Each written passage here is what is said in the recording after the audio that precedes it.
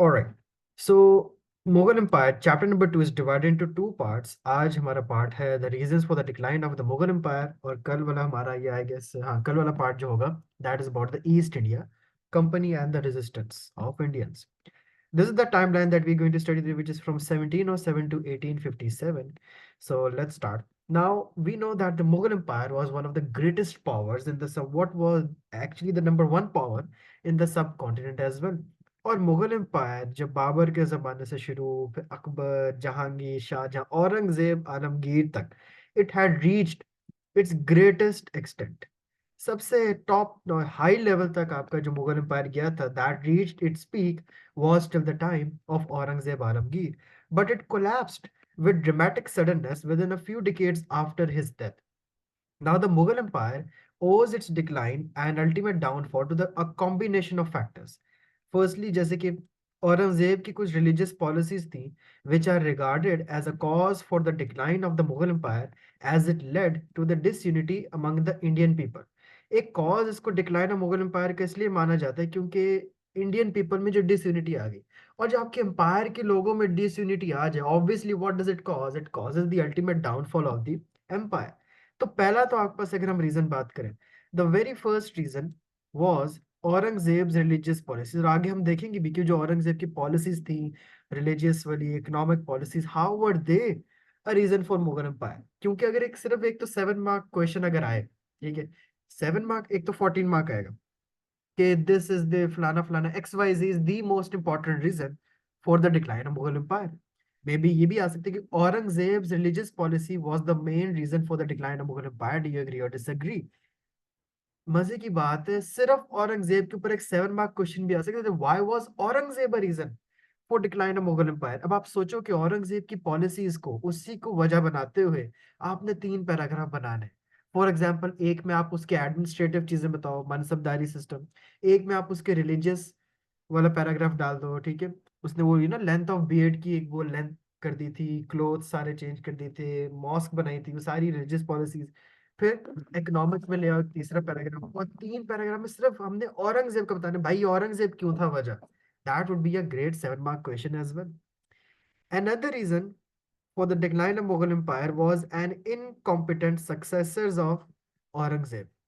Incompetent successes क्या होते हैं? जो औरंगजेब के बाहर है, ठीक है। अब अगर आपके पास 14 मार्क क्वेश्चन आता है, जैसे कि what were the reasons for the decline of Mughal empire following the death of Aurangzeb. Following the death of Aurangzeb का क्या मतलब आता है? औरंगजेब रीजन नहीं था, ठीक है। औरंगजेब की डेथ के बाद ऐसे क्या रीजन आए जो मुगल एम्पायर, ठीक है, अगर फॉलोइंग द डेथ लिखा हो उसके अंदर औरंगजेब नहीं आएगा एज ए रीजन। आप उसकी हाँ थोड़ी बहुत पॉलिसीज का जिक्र करो, बट दैट उसके आगे आपने उसके सक्सेसेस का बताना है। That why was the decline of Mughal empire inevitable after the death of Aurangzeb, following the death of Aurangzeb, that is incompetent successors जो औरंगजेब के बाद आए। क्योंकि देखो करेक्टर जो था मुगल किंग से वो डिटोरिएट ही होता गया।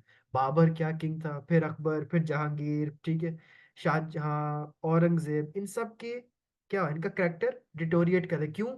इनमें आपस में वॉर शुरू हो रही थी, इनके आपस में सक्सेशन डिस्प्यूट थे, which deteriorated over a period of time. Now, the successive rulers after Aurangzeb were weak and they lacked the character, they had no motivation, and they lacked the commitment to rule the empire as well. They had become ease loving and cowardly as well, and they totally disregarded their state duties. Luxury life है, motivation नहीं है, commitment नहीं है, वेले, character खत्म है, weak हो गए हैं, and they weren't even able to control the whole empire, which eventually led to the fall of empire. Now, these later Mughal rulers were absolutely incompetent and weak.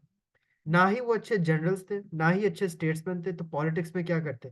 क्यों ही वो आपकी एडमिनिस्ट्रेशन सही कर सकते थे एम्पायर की even. So the later rulers were also pleasure loving. ये आपका तीसरा रीजन है। क्या है वो तीसरा reason? Pleasure seeking, living in extravagant lifestyle. This is what the third reason, with little thought to affect it on the economy of the empire. उन्होंने ये नहीं सोचा कि वो जो इतना एक्स्ट्रावेगेंट लाइफस्टाइल जी रहे हैं, आप सिर्फ वो प्राइवेट मॉस्क देखो जो औरंगजेब ने एक प्राइवेट मॉस्क बनाई फ्रॉम द स्टेट ट्रेजरी। आपने मुगल की स्टेट ट्रेजरी यूज करके एक मॉस्क बनाई, you don't know how is that affecting the economy of the empire. जो आपने मनसबदारी सिस्टम लॉन्च किया था वो खुद वैसे ही इतने करप्ट थे, और आप भी इकोनॉमी से सारा पैसा यूज कर रहे हो on your extravagant lifestyle, luxurious lifestyle, jewellery, clothes, dance, quotes, ठीक है, ये सारा कुछ बनाना। So extravagant lifestyle was also one of the reasons, with little thought to affect it head on the economy of the empire. They also lacked courage, determination, and इनके पास कोई ज्यादा खास training भी नहीं थी. Money was spent lavishly on fine buildings, jewelry, fine clothes, and food, and no infrastructure was created for the improvement of administration, industry, or agriculture. मतलब कहाँ पे पैसा लग रहा है? Buildings, jewellery, clothes, food. लेकिन एडमिनिस्ट्रेशन पे कोई पैसा नहीं लगा, इंडस्ट्री पे कोई फोकस नहीं, एग्रीकल्चर सेक्टर पे कोई फोकस नहीं. This was also reason for the downfall of Mughal empire. तो पहला क्या हो गया? पहला reason was religious policies of Aurangzeb. Second reason was incompetent successors. Third reason was living an extravagant lifestyle. The fourth reason is the absence of any definite law of succession. Law of succession क्या होता है यार? आपके मुल्क में एक law होना चाहिए, ठीक है, कि फॉर एग्जांपल अब शाहजहां के चार बेटे, ठीक है, अब शाहजहां के चार बेटे हैं, दारा शिको है, शुजा, शाह शुजा और मुराद. आपका एक कोई लॉ ऑफ सक्सेशन अगर होता तो क्या ये चार भाई आपस में लड़ते? आपके किसी एम्परर ने एक लॉ ऑफ सक्सेशन नहीं बनाया. अगर लॉ होता तो पता होता कि ठीक है, द फादर डाइज तो थ्रोन किसको मिलनी चाहिए. अब आप कोई भी लॉ बना देते, लेट्स से यार अगर बाप मरे तो बड़े बेटे को थ्रोन मिले. अच्छा नहीं, तो आप कोई और लॉ बनाते, अगर बाप मरे तो सबसे ज्यादा जिसने ड्यूटीज परफॉर्म की उस बेटे को मिले. आपका लॉ ऑफ सक्सेशन ही नहीं है. बड़ा कौन है, छोटा कौन है, कोई परवाह नहीं, लड़े आपस में. इसको क्या कहते हैं? डिस्प्यूट हो रहा था. Absence of any definite law of succession. ऐसे वर्ड यूज करने आपने अपने आंसर में तो अच्छा लगेगा. This is the fourth reason. The war of successions not only led to bitterness, bloodshed, and loss of money and prestige of the empire over a period of time, but also to its eventual fall. आपका fall भी हो रहा था. Wars of succession were also an important reason after the death of the ruler and the princes fought for the throne. This eroded the strength and led to the instability of the Mughal empire. Aurangzeb fought against his brothers Dara Shikoh and Shuja and later got Kamran killed as well. Fighting continued even after Aurangzeb, like Muazzam, who succeeded the throne under the name of Bahadur Shah Zafar. Bahadur Shah के, ठीक है, ये इनकी family जो, ये औरंगजेब के बाद बने हैं सारे, ठीक है. फिर बहादुर शाह आफ्टर औरंगजेब ने अपने ब्रदर्स को डिफीट किया, जिसमें आजम और कमबख्त शाह रहे थे. ये भी हो गया. उसके बाद बहादुर शाह जफर ने दोबारा, अब देखो दो पीरियड्स आए where there was a dispute over succession. जब हम कहते हैं that succession dispute was a reason, this is the first reason and this is the second reason. अब succession dispute क्यों रीजन था? एक में आप वो औरंगजेब और उसके भाइयों का बता सकते हो, ठीक है, और दूसरे पार्ट में आप बता सकते हो बहादुर शाह और उसकी फैमिली, कि उसने कैसे सक्सीड किया, and then he ruled for 5 years. तो whenever I say that there was no definite law of succession, succession dispute दो दफा हुआ है. एक औरंगजेब और उसके भाइयों के दरमियान, और एक बहादुर शाह जफर वाला, दोनों लिखने. बिकॉज 5 years के बाद जब बहादुर शाह जफर के थे, his sons also fought for the throne, and the infighting for the throne greatly weakened the Mughal empire. Fifth reason क्या था? Local and foreign invasion on Delhi also made the Mughals weak. Musa, मुझे बताएं ये लोकल और फॉरेन इन्वेजन कैसे reason थे for the decline of Mughal empire? Sir हुआ जो फॉरेन इन्वेडर्स थे जैसे नादिर शाह, उन्होंने इन्वेड करके जो सारी रिचेस थी पाकिस्तान उनकी क्या नाम है, मुगल एम्पायर की, सारी उन्होंने चोरी कर ली. जो वीक बॉर्डर्स थे वो और फर्दर वीक हो गए, क्योंकि वो इनके बॉर्डर्स पे अटैक होता था. सर जो आर्मी थी वो सक्सेशन डिस्प्यूट के अंदर बिजी थे, इसलिए वो इस तरह के थ्रेट्स, इस तरह नादिर शाह उनको देख नहीं पाए. हम्म. और सर मराठा जिस तरह हो गए, उनको मुगल्स को for a long period of time they hmm. posed a threat to them and eventually led to being their biggest enemies and decline. Good, ठीक है. ये सारे क्या रीजंस है for the decline of Mughal empire? अब local and foreign invasions के ऊपर ये मोस्ट इंपॉर्टेंट भी आ सकते हैं, 3 पैराग्राफ बन सकते हैं, ठीक है. अगर आप साथ में से कोई 2 पॉइंट्स, तो 2 पैराग्राफ तो आप साथ में से सिर्फ इसको दे सकते हो, और वहां आपके मैक्सिमम नंबर आने चाहिए. So Marathas were the major opponents of the Mughals. They were from central and south India, and Aurangzeb fought with them but could not control them. Until 1750, they had become a major threat for the Mughals. However, Marathas were defeated in 1761 in the Battle of Panipat. जब किसने? शाह वलीउल्लाह ने invite किया था. Shah Waliullah was the one जिसने request की थी और इनको हराया था, वो अहमद शाह अफगान जनरल, ठीक है। And powerless Mughals got some more time to rule India. Besides Marathas, two more invasions took place from Afghanistan and Persia, Nadir Shah or Ahmad Shah Abdali. Nadir Shah was the one who took the peacock throne as well. Even in Punjab, Sikhs were also a major threat for the Mughals, and all these invasions make. अब देखो, आपने एक paragraph में सारे foreign invasion सिर्फ नहीं बताने, question क्या है कि फॉरेन इन्वेजन बताओ, नहीं, क्वेश्चन पे फोकस करो। उस दिन मुझसे जैनब ने पूछा था कि how do we conclude the paragraph. I tell you how do we conclude a paragraph. You do not just write about the foreign invasions. Question है why was foreign invasion a reason for decline? ठीक है, foreign invasion बताया, अब बताओ decline क्यों हुआ? क्योंकि उन फॉरेन इन्वेजन्स ने मुगल्स को बैंकरप्ट कर दिया था, पावर डिमिनिश कर दी थी, पैसा उड़ा दिया था सारा, मुगल्स का सारा खर्चा उन पे हुआ था, आपका किंगडम कम हो गया था, एरिया उनका कवर हो गया था, उन्होंने एरिया ज्यादा ले लिया था, मुगल का एम्पायर छोटा हो गया था। That is why they were a threat, and that is why invasions were a reason for the decline of Mughal Empire. आपका Mughal kingdom was reduced to an area of 300 miles long and 100 miles wide near Delhi 100 years after the death of Aurangzeb. Sixth reason was what? The rise of British.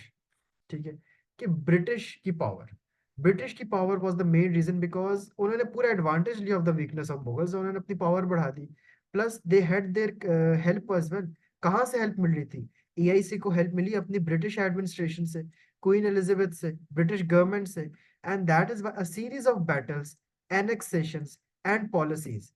इन्होंने divide and rule use किया, ठीक है, divide and rule क्या होता है? Battles लड़ो, annexation करो illegal सी, annexation नहीं हो रही तो पॉलिसीज बनाओ, जैसे कि डॉक्ट्राइन ऑफ लैप्स, और इन तीन तरीकों से subsidy alliance, doctrine of lapse and effective administration, that is how they gradually assumed control over a vast territory in the subcontinent. They also had a clear military advantage because of the industrial development in England, and the British had even better weapons and superior war techniques. They were even well trained and had a disciplined army as well. मेरे ख्याल से इसके ऊपर भी आप ज्यादा लिख सकते हो, जो राइज ऑफ ब्रिटिश वाला है। आई गेस कि अगर कंक्लूजन में आप चूज करो तो do choose the strength of British as a main reason, ठीक है। ओके, तो ये आपके पास छह द रीजन पढ़ लिया for the decline of Mughal empire. Minor reasons में एक आपके पास कुछ और भी आते हैं अगर आपको भूल जाओ, जैसे कि the degeneration of rulers had also led to the moral degeneration of its nobility. होता क्या था, under the early Mughals the nobles perform useful function और वो वॉर एंड पीस में डिस्टिंग्विश होते थे, बट हुआ क्या कि मुगल्स आहिस्ता आहिस्ता क्या इलीट होते गए, वर्ल्डली परस्यूट्स आ गई, सेल्फ इनहेंसमेंट, ठीक है, ये सारी। अब उनके जो जो नोबल्स उनके अंडर काम करते थे, जब आपका मुगल लीडर ही ऐसा हो जिसको एक्स्ट्रावेगेंट लाइफस्टाइल की पड़ी है, तो आपके अंडर जो नोबल्स हैं, ठीक है, अब नोबल्स की आप एग्जांपल ले लो, जैसे वो मनसबदारी सिस्टम है, ठीक है, ऐसा तो नहीं था ना कि यार मुगल ही सारे काम कर रहे हैं। हमने ये पढ़ा कि डिक्लाइन ऑफ मुगल एम्पायर में एम्परर्स का क्या रोल था। अगर आपके मुल्क का प्राइम मिनिस्टर खराब है, तो आपको कैसे पता है कि जो प्राइम मिनिस्टर के नीचे हर सेक्टर में काम कर रहे हैं, हेल्थ सेक्टर, फाइनेंस, नैब के दफ्तर, इन सब में जो बंदे काम कर रहे हैं, जो जजेस हैं, जो लॉयर्स हैं, जो एडमिनिस्ट्रेशन लगे हुए हैं आपके मुल्क पाकिस्तान में, वो कैसे सच्चे होंगे अगर आपका एम्परर सस्ता नहीं है? ठीक है, अगर आपका emperor is not honest, if your emperor is not motivated, why would the nobles under those emperors would be noble as well? तो ये भी एक रीजन है, और ये भी आप लिख सकते हो अगर आपको ऊपर वालों में से कोई भूल जाए, तो ये एक और रीजन है जो आप लिखोगे कि जो नोबल्स अंडर काम करते हैं, नोबल्स में कौन कौन आता है? एडमिनिस्ट्रेटर्स, जो जो अंडर अंडर हर सेक्टर में होते हैं, उनकी भी इंटेग्रिटी, ऑनेस्टी, लॉयल्टी, जितने अच्छे लोग थे वो कैसे हो गए? सेल्फिश, डिसाइडफुल। उन्होंने अपने एम्परर से ही सीखे ना सेल्फिश होना, उन्होंने भी अपने ऐसे ही सीखे। तो वाइड स्प्रेड करप्शन स्टार्ट हो गई। The main example was the mansabdari system, रिश्वतें, bribes became common. So this is also very very important reason as well, जो माइनर रीजन में है, लेकिन ऐड कर सकते हो। मेजर रीजन में तो रूलर के बारे में आता है ना, लेकिन अगर रूलर खराब है तो ये भी तो आते हैं माइनर रीजन में। Eighth reason was the demoralisation of armies, ठीक है, डिसयूनिटी थी बहुत ज्यादा आर्मी में, डीमोरलाइजेशन थी। Military had not only become inefficient but they also lacked training. बिल्कुल जैसे ब्रिटिश का ऑपोजिट नहीं लिख रहे होते, ब्रिटिश क्या थे? स्ट्रांग थे, यूनाइटेड थे, डिसिप्लिन थे, ठीक है, फोर्सेस अच्छी थी। यहाँ पे क्या, ना ट्रेनिंग है, ना डिसिप्लिन है, कोहेजन भी नहीं है। आर्मी वॉज आउटडेटेड, इक्विपमेंट नहीं थी, जबकि इंडस्ट्रियल रेवोल्यूशन की वजह से ब्रिटिश के पास जो वेपन्स, मॉडर्नाइज मशीनरी और सब कुछ थी, वो आपके पास नहीं थी। That led to the armies weakness. अब अगर आपके नोबल वीक हो गए, so did the army. Army भी तो मुल्क की है, मुल्क का लीडर खराब है तो आर्मी के जो नोबल्स है, आर्मी जो है वो क्यों ठीक होगी? Because of the soldiers, instead of identifying and uniting as Mughal Indians, they identified themselves with ethnic groups. वो अपने आप में डिवाइड हो गए, पर्शियंस, अफगान, सेंट्रल एशियंस। तो Mughals also had no navy, this is also a reason. ये book में नहीं है, नाइजल स्मिथ में है। मुगल्स हैड नो नेवी, आपकी वॉरशिप्स ही नहीं है। एक होती है लैंड पे वॉर, एक होती है पानी पे वॉर, एक होती है हवा में वॉर। हवा वाला तो खैर अभी टाइम नहीं आया था इतना ज्यादा, लेकिन नेवी नहीं थी, स्मॉल शिप्स नहीं थे, तो फॉरेन ट्रेडर्स भी आपके आके अटैक कर जाते थे। इसीलिए तो जो फ्रेंच, डच, ब्रिटिश, उनकी बड़ी नजरें थी इंडिया के ऊपर। इसीलिए तो ईआईसी आई है। ईआईसी कैसे आई है?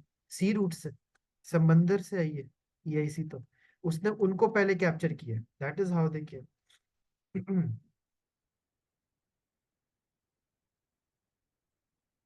The tenth reason we have is the financial position of the Mughals. Financial position को आप ऐसे एक डिफाइन कर सकते पैराग्राफ में कि जो फॉरेन इन्वेजन हुए, रिबिलियंस हुए, उधर से पैसा गया। जो उनके अपने लग्जरियस लाइफस्टाइल थे, जैसे कि अपनी मॉस्क बनवा ली औरंगजेब ने, उधर से पैसा गया। या फिर जो सक्सेशन वॉर्स हुई हैं, इधर से पैसा गया। तो आप देखो कि फाइनेंशियल पोजीशन कहाँ कहाँ से खराब हुई है। रिबिलियंस, जंगों से, वॉर ऑफ सक्सेशन से, आपस में लड़ने से, लग्जरियस लाइफस्टाइल से। यहाँ से आपकी तकरीबन जो ट्रेजरी थी बहुत ज्यादा थी, खाली हो गई, फाइनेंशियल बैंकरप्सी आ गई। प्लस 11th रीजन ये है, वास्ट एरिया था। ये वास्ट एरिया आप पता है और कहाँ ऐड कर सकते हैं, किस पॉइंट के साथ? जो मनसबदारी सिस्टम है। मनसबदारी आपके जैसे हमारे आजकल क्लर्क्स होते हैं, ठीक है, असेंबली में बैठे हैं, पार्लियामेंट में बैठे हैं, पॉलिटिकल सिस्टम में, यहाँ पे वास्ट एरिया जो था, एक बहुत बड़ा एम्पायर हो गया था। It was impossible for one ruler to control and govern from one centre. And it was during the later Mughals that Deccan, Bengal, Bihar, Orissa ने फिर अपनी इंडिपेंडेंस ली थी, क्योंकि वो मुगल्स के अंडर नहीं रह सकते थे, क्योंकि एक मुगल एम्परर कंट्रोल नहीं कर पा रहा था।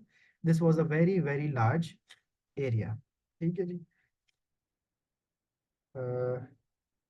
सो क्वेश्चन आपसे आ सकता है, what was the mansabdari system? तो मैंने इसके ऊपर कुछ नोट्स लिखे हैं। कुछ एक ये भी एक्सपेक्टेड सवाल है, what was the Aurangzeb's Deccan policy? ये भी नहीं है बुक में। मेरे ख्याल से मनसबदारी सिस्टम है या नहीं है, कोई बताएगा? Is it in the book और नॉट? मुझे याद नहीं आ रहा।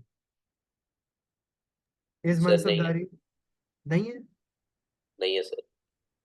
लेकिन वहां मेंशन है मेरे ख्याल से, एक लाइन लिखी हुई है औरंगजेब में। नहीं? सर छोटी सी लाइन लिखी हुई है मगर उसको एक्सप्लेन नहीं किया हुआ। ओके। ये 4 मार्क क्वेश्चन एक्सपेक्टेड है, ठीक है, आ सकता है, बहुत इंपॉर्टेंट है, क्योंकि ये भी एक रीजन था। देखो, एक मनसबदारी सिस्टम भी एक रीजन था, क्योंकि नोबल डिसलॉयल थे, करप्शन आ गई थी, ऑफिसर्स थे ब्राइब ले रहे थे, रिश्वतें, और बहुत बड़ा एरिया था। Mansab is an Arabic word which means a post, an officer, a rank और स्टेटस।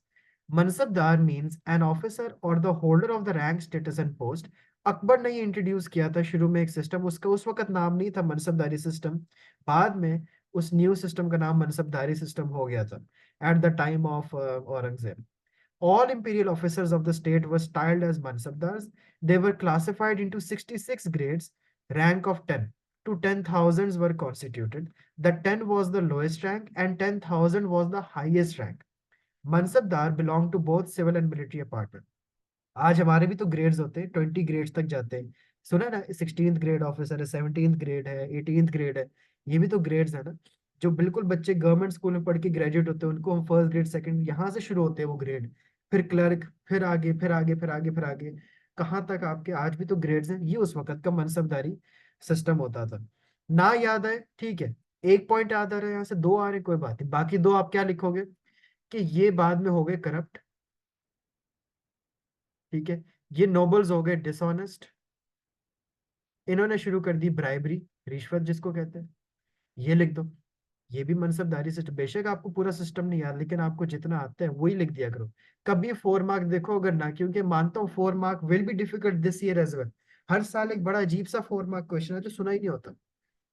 छोड़ के नहीं आना है खाली, उसके आस पास की जितनी चीजें आपको बताऊं लिखनी है, छोड़ के नहीं आना है। 5 पॉइंट्स पूरे करने, जैसा तैसा आता हो लिखे, नहीं पता मनसबदारी सिस्टम के ना लिखो, उसकी वजह से हुआ था कुछ याद है वो लिख दो, किसने लाया था किसके टाइम, लिखते जाओ, नंबर मिलेंगे। Then we have Aurangzeb's Deccan policy.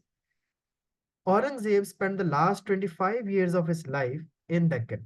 During all this long period, he had practically no rest, and the object of this Deccan Wars was to conquer the states of Bijapur, Golconda, and Krush. ये उसने एक Deccan policy की थी, इसने कुछ capture करने थे areas. लेकिन हुआ क्या कि यहाँ से मराठास की अपराइजिंग बहुत ज्यादा थी, एंड इन्होंने अपने लैंड नहीं दिए मुगल्स को, and they kept struggling till the end.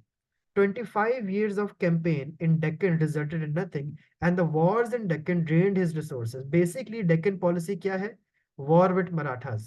Maratha का एरिया लेने या कब्जा करने, मुगल एम्पायर को ग्रो करने के लिए डेक्कन का एरिया कंफर्म। ये डेक्कन का एरिया किसके अंडर आता था? मराठास के अंडर। अब आपको डेक्कन पॉलिसी नहीं आती ना आए, वॉर विद मराठास आती है, शिवाजी का पता है कि 25 साल तक लड़े थे, पता है कि सारी मुगल की ट्रेजरी खाली हो गई थी, पता है ये वॉर्स बहुत ज्यादा थी, ट्रेजिक थी, एम्पायर वीक हो गया था, यही लिखो। ठीक है। Then came the subsidiary alliance. Subsidiary alliance एक डॉक्ट्राइन था जो कि ब्रिटिश लाए थे। It was introduced by Lord Wellesley, ये मैंने वैसे कल पढ़ा ना, ईआईसी। लॉर्ड वेस्ली ने ये सब्सिडरी अलायंस अनाउंस की थी। According to this, the Indian rulers were not allowed to have their own armed forces, they were protected by the company's forces but had to pay for them. If any ruler failed to make the payment, a part of his territory would be taken away. India का कोई बंदा कोई अपनी arm forces नहीं रख सकते, कोई province कुछ भी नहीं, इंडियन रूलर भी नहीं, कोई किंग है रंजीत सिंह है, नहीं रख सकते अपनी फोर्सेस। क्यों? उनको प्रोटेक्ट करेगी ईआईसी की फौज, प्रोटेक्ट करेगी, और वो आपसे पैसे भी लेगी टैक्स के नाम पे, आर्मी टैक्स लेगी, और जो रूलर पैसे नहीं देगा उस फोर्स के, उसका लैंड ले लिया जाएगा। इसको क्या कहते हैं? Subsidy alliance. ये नोट करें, ये भी इंपॉर्टेंट है, आ सकता है। देन केम पैरामाउंटसी। पैरामाउंटसी भी एक इंपॉर्टेंट चीज है जो यहाँ पे नहीं है, वॉरेन हेस्टिंग ने साइन की थी, जिसके ऊपर एक सुप्रीम पावर थी। पैरामाउंटसी क्या होता है? एक supreme power which is greater than Indian rulers. ये एक टर्म है जो कि डिस्क्राइब करते हैं पैरामाउंटसी एनेक्सेशन। ये जो एनेक्सेशन करते थे, this is also the same thing as paramountcy. Threat करना, इतना सुपीरियर अपने आप को दिखाना कि इंडियन रूलर से भी आप बड़े हो, आप एनेक्स कर सकते हो, थ्रेट कर सकते हो किसी भी स्टेट ऑफ इंडिया को। और ये बाद में लेड डलहौसी ने भी अप्लाई की थी, जिधर से निकली थी डॉक्ट्राइन ऑफ लैप्स भी, कि अगर बाप की डेथ होती है तो लैंड किसको चाहिए जाएगा? ब्रिटिश को, ना कि उसकी फैमिली को।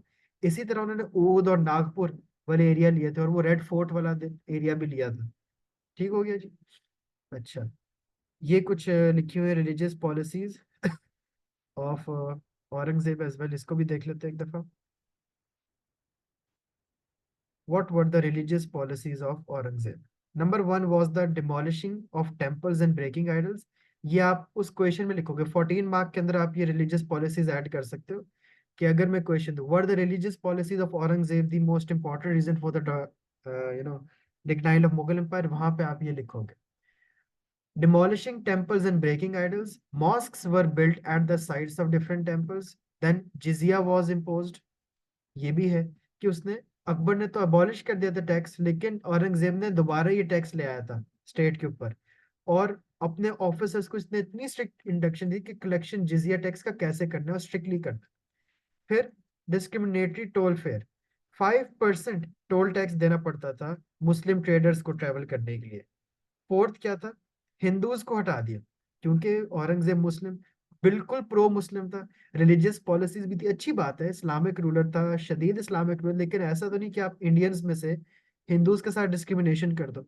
This was a discrimination to the Hindus, कि आपने उनको गवर्नमेंट जॉब से निकाल दिया था। अब अकबर जो था, अकबर मुस्लिम्स और हिंदूज को इक्वली डील करता था, और उसने बहुत से वेरियस डिपार्टमेंट्स में हिंदूज को जॉब दी थी, बट औरंगजेब ने पॉलिसी बनाई कि सारे हिंदूज को जॉब से निकाल दिया जाए। और अगर कोई काम करते भी थे हिंदूज, तो उनकी इतनी लोअर पोस्ट होती थी कि मुस्लिम्स के पास ज्यादातर वो हाई एडमिनिस्ट्रेटिव पोस्ट होती थी। फिफ्थ था restrictions on Hindu educational institution, ताकि आपका हिंदू कल्चर ना स्प्रेड हो, तो उसने एजुकेशनल इंस्टीट्यूशन ही बंद कर दिए।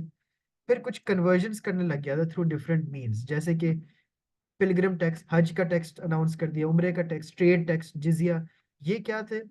जो भी इस्लाम पे कन्वर्ट करेगा वो ये टैक्सेस देना पड़ेगा। फिर जॉब से टैक्स लेना, तो ये सारी चीजें डिफरेंट आती गई। सोशल रिस्ट्रिक्शंस बहुत ज्यादा हो गई थी, जैसे no Hindu could ride an elephant, Holi और दिवाली बंद कर दिए थे, ठीक है।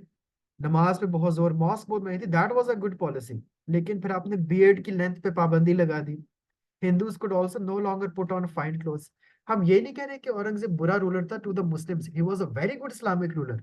मुस्लिम्स हमको तो खुश होना चाहिए, लेकिन अभी आप सब कॉन्टिनेंट में रह रहे हो, हिंदूज भी तो है वहां पे, and you were being unfair to those Hindus as well. The Hindus were also not allowed to burn their dead, जिसको वो सती कहते हैं, ठीक है। और इन्होंने अहमदाबाद में और बहुत सारी जगहों पर रिस्ट्रिक्शंस लगा दी थी औरंगजेब ने। रिजल्ट्स क्या आए थे रिलीजियस पॉलिसीज के, ये आपका एंडिंग लाइन होगी। किस चीज की, किस पैराग्राफ की एंड लाइन होगी? What the religious policies the most important reason. तो साथ में से आपने दो प्यारे से पैराग्राफ मुझे सिर्फ किस पे लिख के देने, रिलीजियस पॉलिसीज पे। रिलीजियस पॉलिसीज पे आपने 7 में से दो पैराग्राफ, क्योंकि ये मेन पूछा हुआ है मैंने एग्जामिनर ने, आप इसके ऊपर लोगे तो 14 में से आपके 5 मार्क्स अकेले यहाँ से आ जाएंगे। 6 भी आ सकते हैं अगर लेवल 5 आंसर होगा। और कंक्लूजन में आपने ये लिखना है, ये जो अभी ऊपर में पैराग्राफ पढ़ने वाला हूँ, कि इस रिलीजियस पॉलिसीज की वजह से why were these religious policies a reason for Mughal empire. फिर आप लिखोगे however there were other reason, फिर बाकी डालते रहो बेशक जो मर्जी, ठीक है। तो कंक्लूजन क्या होगा? The religious fanaticism of Aurangzeb overshadowed his virtues. कितनी अच्छी लाइन है, मतलब fanaticism, extremism of Aurangzeb towards religion, ठीक है फैंटेसिज्म है, लेकिन ओवरशैडोड हिज वर्च्यूज, असल काम से दूर। हाँ जी बताएं। सर आप दो से ज्यादा या दो लाइक एक या दो से ज्यादा पैराग्राफ नहीं लिख सकते? लिख ले, लिख सकते हैं, अच्छा ठीक। ठीक है लिख लो। 6 आउट ऑफ 14 आपको सिर्फ उधर से मिल जाएंगे, बाकी एक एक नंबर जो है वो आपको बाकी रीजन से मिलेगा, ठीक है। फिर 7 आ जाएंगे, फिर 8, फिर एक के दो भी मिल सकते हैं, that is how the marking is done, ठीक है। रिलीजियस ठीक है। पॉलिसीज पे आप बहुत लिख सकते हो, 3 बना लो इस मेन पे। फिर आप बेशक बाकी लगा लो, प्रेशर सीकिंग तो, सक्सेशन वॉर्स तो, फॉरेन इन्वेजन तो, बाकी चीजें। His reversal of Akbar's policies of religious toleration resulted in weakening the entire structure of Mughal Empire and it led to several conflicts. आप पहले ये बताओ कि औरंगजेब की रिलीजियस पॉलिसी से स्ट्रक्चर खराब हुआ, स्ट्रक्चर खराब होने से कॉन्फ्लिक्ट्स हुई, वॉर्स हुई in the different parts of countries. और कौन कौन से कॉन्फ्लिक्ट्स हुए अंदर अंदर? जट्स, सतनामीज, जट्स फ्रॉम गोकाल, सतनामीज इन मेवाड़, है ना बुक में लिखा हुआ है। सिक्स, राजपूत्स, मराठास। ये सारे कॉन्फ्लिक्ट्स कब आना शुरू हुए? Due to the religious policies, और वो जो डेक्कन पॉलिसी भी हुई थी। And that is the end of your decline of Mughal empires. Questions मैं अब आपको बताता हूँ कौन से करने हैं, इधर से ही होंगे ये सारे, देखो मैंने टॉपिकल बनाई हुई है। नवंबर 2001 से लेके 2013 तक जो जो मुगल्स के सवाल आए हैं वो मैंने यहाँ पे दे दिया, ठीक है। इनमें से मैं आपको बताता हूँ कौन से सॉल्व करने, कुछ रिपीटेड बहुत होते हैं, ठीक है। चलो मैं आपको वो ग्रुप पे बता देता हूँ। लेक्चर आई होप समझ आ गया, I have uploaded it as well. And अब मैं क्वेश्चंस बता रहा हूँ, you guys have half an hour to solve those questions, तो व्हाट्सएप ओपन कर लें and I will see you in tomorrow's lecture.